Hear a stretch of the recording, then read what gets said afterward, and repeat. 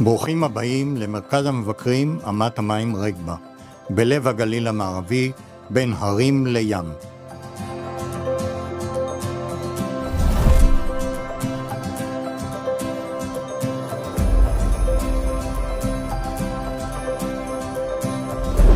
האמה נבנתה ב-1815 על ידי העות'מאנים והובילה מים ממעיינות כברי לעכו. היום היא מספרת את סיפור המים והחיים בגליל המערבי.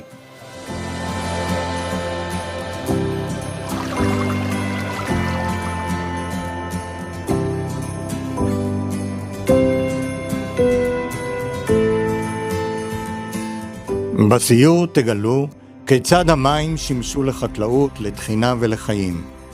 תתנסו ותלמדו כמו בזמן העתיק.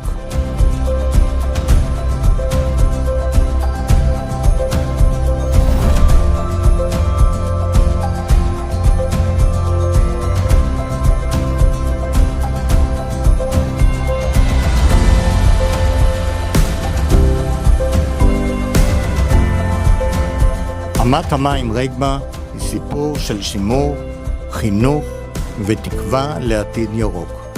מים, אדם, זורמים כאן יחד.